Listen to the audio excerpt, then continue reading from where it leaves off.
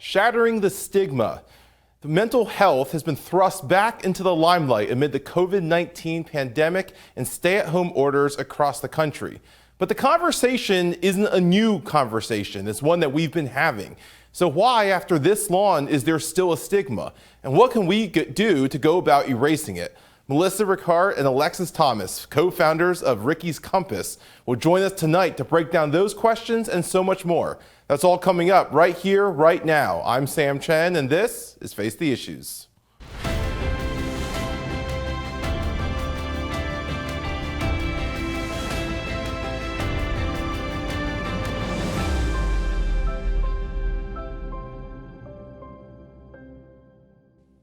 Good evening and welcome to Face the Issues. I'm Sam Chen.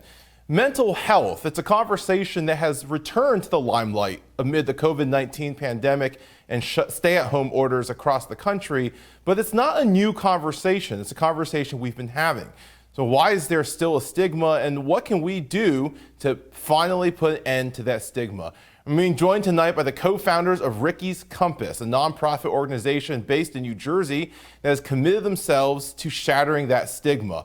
And joining us right now is Melissa Recarte, who is one of the co-founders and CEO of Ricky's Compass. And for our viewers who have been with us from season 1, you will remember Melissa as our very first hometown hero on this program. Melissa, welcome back. It is good to see you. Hi, thank you so much for having me. I'm so excited to be here again. It is great to have you back. First, how are you doing? How is your family doing amid all the chaos of this year?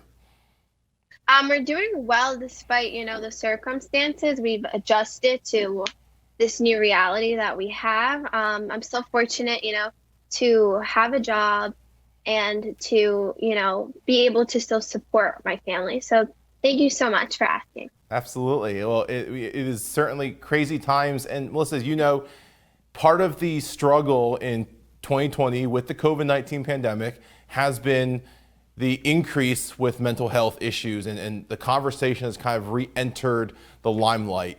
Before we go any further, when we talk about mental health, what are we talking about? What do we mean when we talk about mental health? So when we talk about mental health, we here at Ricky's Compass, we try to relate it back to it's just your overall health. So you cannot be fully healthy without having proper mental health. So just like we go to the doctors for our regular physicals to check our bodies, that's what we should be doing for our brains, because our brains is one of the largest organs that we have. So we should be taking care of it.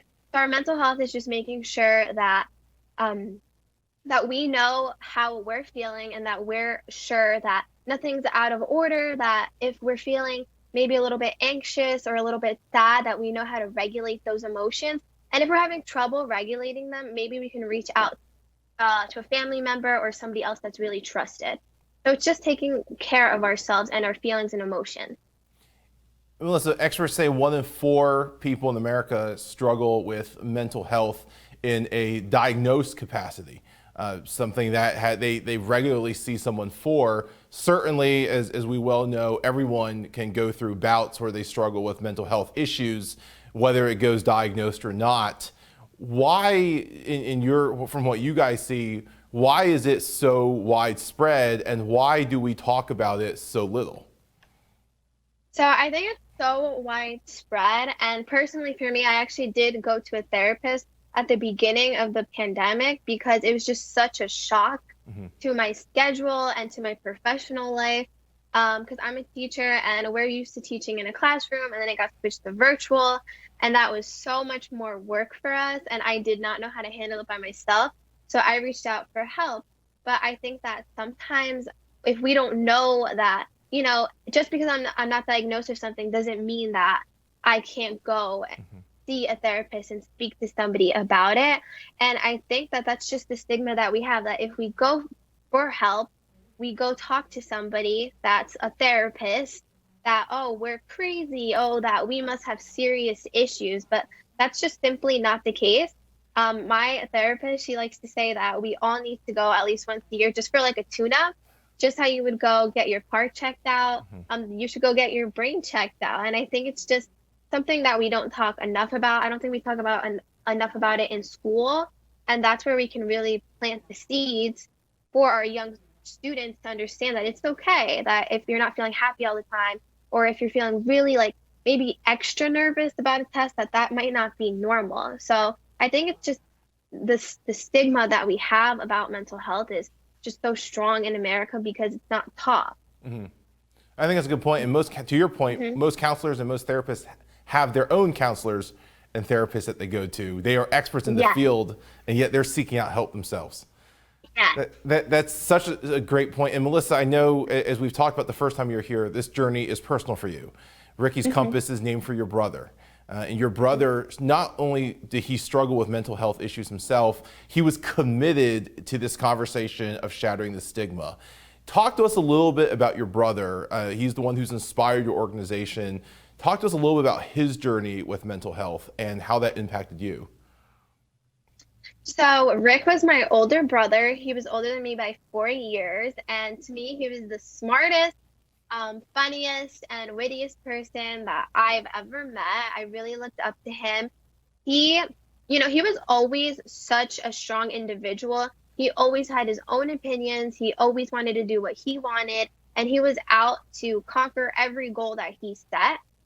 And I really admire that. And he even founded a multimedia company called Yo Dog Media, and he became like a thumbtack pro because he started that after he lost his job. So then he created his own business and then earned like six figures within the year. So he was such a brilliant, intelligent young man.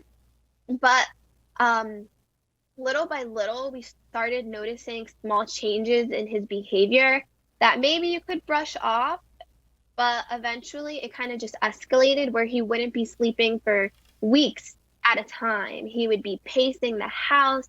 He would have these like huge ideas that we were like, Rick, that's kind of a little bit out there.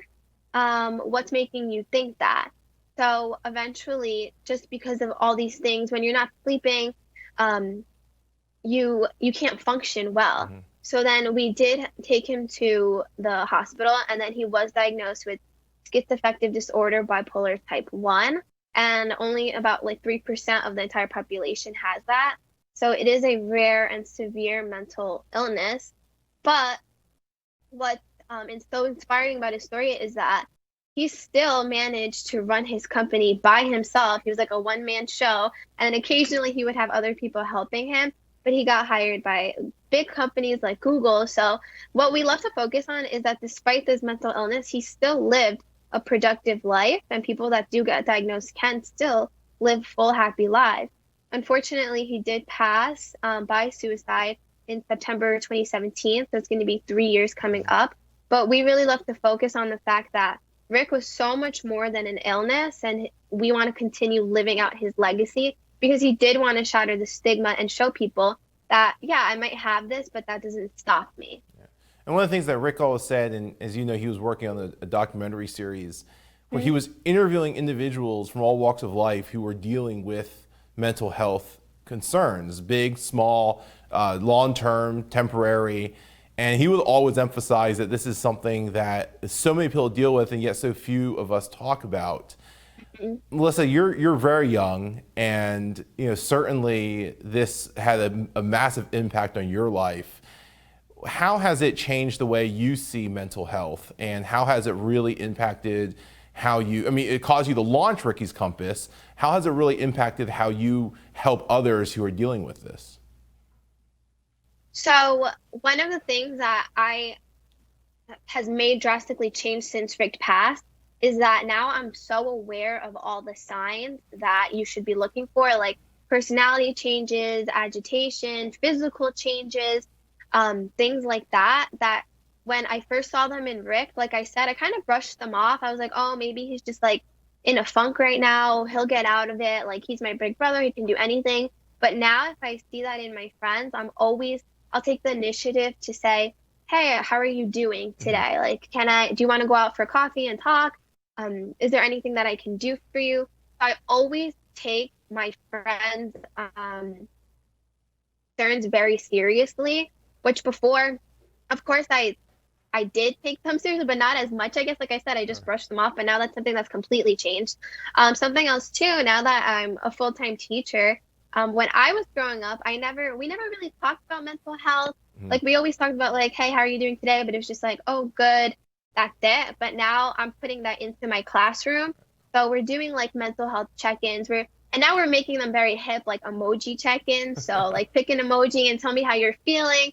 Like especially with quarantine, because you don't know how students, if they're learning from home, you don't know what their home life is like, Mhm. and that's very impactful on their mental health. So I've taken everything from Ricky's Compass and applied it to like every aspect of my life, my professional life, my personal life. I always try to keep other people's feelings and notice those small changes. Let me ask you about those small changes you're talking about. Mhm. What should people look for? All of us have friends, hopefully. All of us have people that we know in life, right? Let's put it that way. And we all see these slight changes. And I think the conversation comes up a lot when somebody brings up suicide. And that's when everyone kind of takes notice. But the conversation needs to begin long before we get to that point. So what are things that we should be looking for? So some things that you should be looking for are physical changes. So sometimes when somebody's like contemplating suicide, they'll even like drastically cut their hair. So my hair is pretty long. So sometimes if you see that they're dyeing their hair, like changing their hair, giving away like valuable items, that's a sign.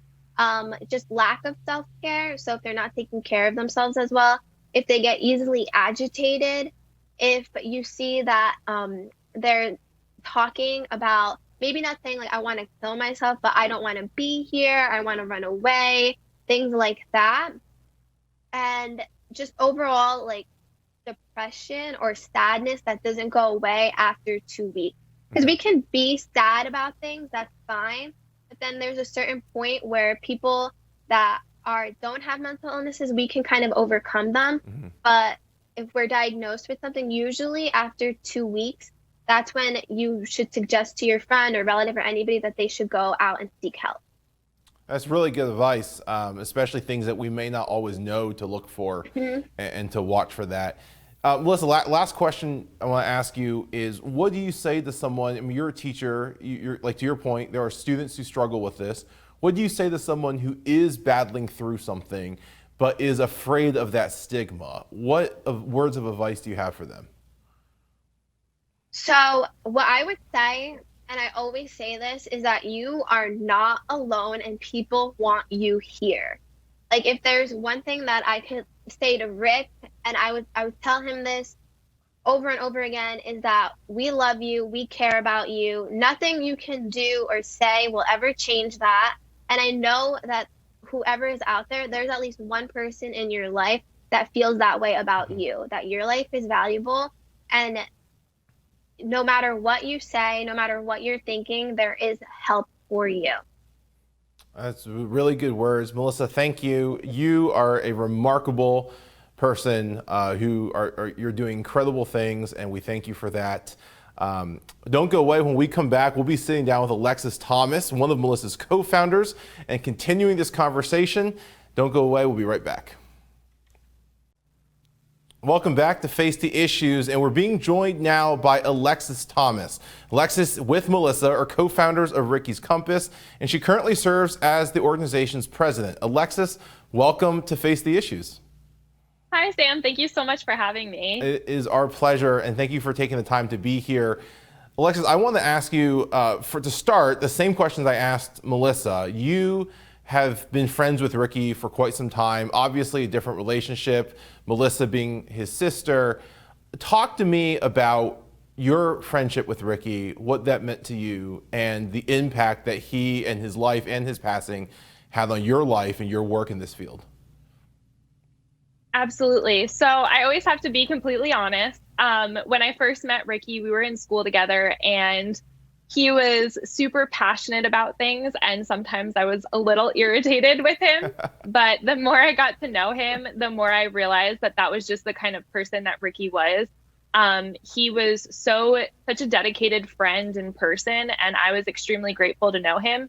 There were times when he would be working in the city late at night with his company, Yo Dog Media, and he would get back to his office in Jersey around 7 or 8 o'clock at night, and I would be working on productions and projects for school. And he would be more than willing to stop at everything and come over and help me. And we'd be working till midnight. And he was just, that was the type of friend he was. He would put everything on hold or on the back burner for you and just make sure that he was there to help you and to support you in any way that he could. And I think that summarizes his character perfectly. He was an incredible friend, and I'm, super, super grateful for the time that we were able to spend together. Yeah, that's such a great tribute to who he is and to his character. Alexis, let me ask you this. Obviously, Ricky's Compass, you working in that mental health space, but there are so many organizations that work in that space. What role does Ricky's Compass play? What is your mission? What is it that you hope to be able to do through this organization? So our main goal was, we realized that we are not licensed professionals. Mm-hmm. So we wanted to kind of fill the gap and help where we could. So we decided to become more of a resource hub. So we wanted to be the spot that people who are struggling could reach out to and feel comfortable discussing the things that they're struggling with. And then we could connect them with local organizations that are there to help them, to provide counselors for them or provide medicine for them if that's what they need. So we kind of wanted to bridge the gap between what is out there and the community, because we realized that with Ricky, there was a lot of things that we didn't understand. Mm-hmm. And we didn't know that, what was able to be offered to the community. So we wanted to make sure that we were there. And I think when people see 3 young women kind of sharing their story, they feel more comfortable with opening up about things that they're struggling with. And so we want to be able to make sure that they're comfortable to tell their story, and then we can connect them with the help and the resources that they really need. And then also just kind of highlight what people are dealing with. So there's a lot of people that don't understand mental illness and don't understand the struggles that people are dealing with on a day-to-day basis. So we want to make sure we highlight people's stories and we give them a platform to share their voice so that others can kind of get a better understanding of what people are dealing with. I think that's such a brilliant and innovative idea, the idea of becoming a resource hub. And so much of what our society likes to do is recreate the wheel and really reinvent what's already being done. And I just love that approach of saying, let's not do that. There are so many good resources out there. There's so many bad resources out there. Let's be that hub that people can turn to, that people who don't know where they should go can come to us, and we'll point them in the right direction. I think it's absolutely brilliant, and certainly it is a very, very clever way of helping people navigate the world that we're in. Alexa, let me ask you this about some of those services that you point people toward. I mean, you guys do a lot of educational work. You work in schools. I know you do training with Narcan, and Melissa was just talking about training with what signs do you look for and things like that. So much of your work is around awareness. Why awareness, and what is your goal with raising awareness about mental health issues? I think it started with Ricky and the way that he was treated, because a lot of people weren't fully aware of what he was struggling with and what he was going through on a daily basis. And so we want to make people aware that, there are people struggling with their mental health. They're not crazy. They're not insane. They have a chemical imbalance. And I think until you become aware, you're not going to have that level of empathy that is needed in order to help those individuals. So we want to make people aware that there are people struggling out there, and this is a very real issue and something that we really need to focus on helping others. I think that's the main goal of just trying to get the awareness out there. And what about the programs that you guys run? I mean, again, like I said earlier, you're in schools. I know you've done Narcan trainings, things like that. What are the different programs that you do, and why? Why those programs? Yes, absolutely. So we try and get involved in all aspects. So we understand that with the Narcan, we understand that addiction ultimately comes back to your mental health and is considered a mental illness.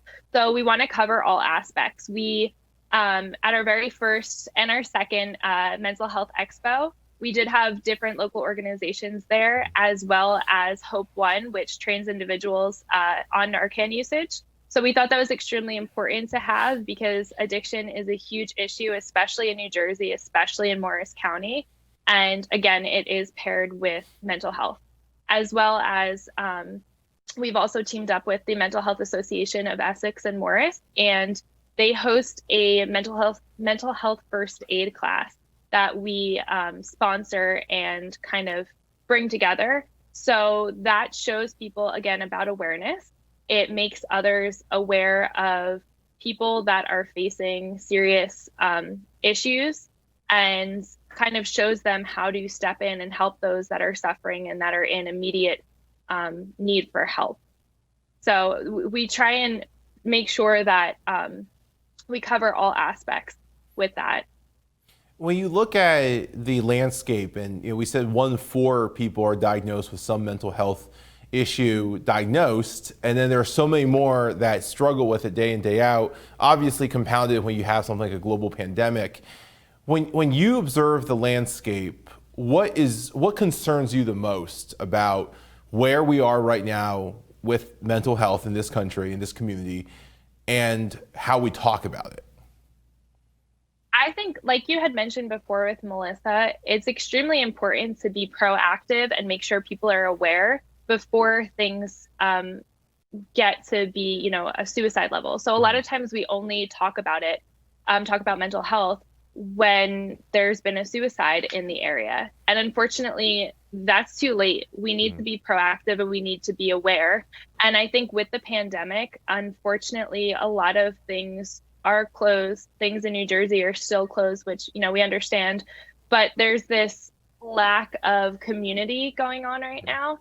And so because people are kind of stuck at home, there's not this ability to meet with their friends and to talk and chat and just express how they're feeling. And there's so much uncertainty in these times that this is when we need community most. And I think we need to, make sure we reach out to those we care about and show them that we need to come together and we need to sit down and be able to voice our concerns and voice our emotions and have people listen in order to move forward. So this is deliberate. This is not just if someone comes to you and says there's a problem, you should listen, but we need to be making the deliberate effort of creating community. Absolutely. We need to be proactive. I think that's part of our problem is we're not proactive when it comes to mental health. We need to be there for each other, but not just when, we notice that somebody is going through a really, really difficult time. We need to be there before. We need to make sure that they can come to us when those anxious thoughts begin, or when that depression, first kicks in. We need to be the ones that they feel comfortable talking to. That's a good point. And I think, what Ricky's Compass did, I remember during the pandemic, is you actually did Zoom sessions. And you created an online community to help really foster that. And I think that's exactly a great example of the work that you're talking about. Alexis, let me ask you this as we close out the segment. What do you see as the future for Ricky's Compass? What is your hope with this organization and with the communities that you serve? Ultimately, we are right now in Morris County, and we also serve other communities in New Jersey as well, but we want to become nationwide. We want to be able to be a hub for everybody all over the country so that we can make those connections both personally and professionally and, team people up who need the help and also bring awareness for mental health overall. Additionally, we would love to kind of open up a center. This is a major dream, but we would love to be able to open up a center where we're able to kind of hit all the major aspects. So we could have counselors and therapists and even dietitians, because honestly, your nutrition and all that definitely plays a role in your mood. So just to be able to cover all aspects and kind of have a one-stop shop would be incredible. Yeah. And last question, if somebody wants to donate to Ricky's Compass, where should they go to do that? Thank you so much. Absolutely. So they can go to rickyscompass.org/donate, and that will take you to the donation page, but you can also click around on the website to get more information. rickyscompass.org. Alexis, thank you for your time. Thank you for what you do. You and Melissa are inspirations. You are examples for all of us, and I think our society and our world is a better place for having you both in it. So thank you. Thank you so much for having us. We appreciate it. It is our pleasure. Don't go away. We'll be right back.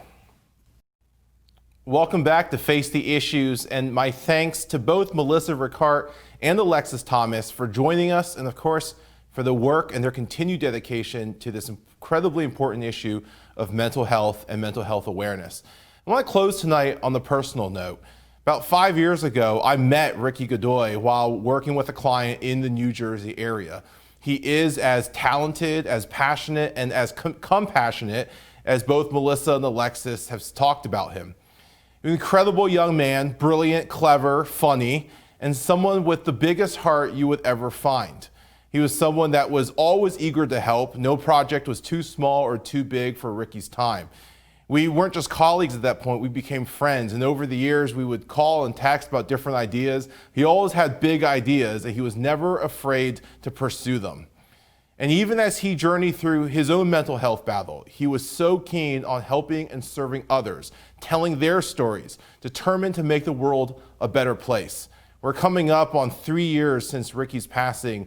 And so in honor of Ricky, why don't we all reach out to someone, remind them how much we care about them, how much we love them, and why don't we all commit to making this world, this society, and our communities a better place, one life at a time. Ricky, we miss you, we love you, and we thank you for all the lessons and all the inspiration you've given us.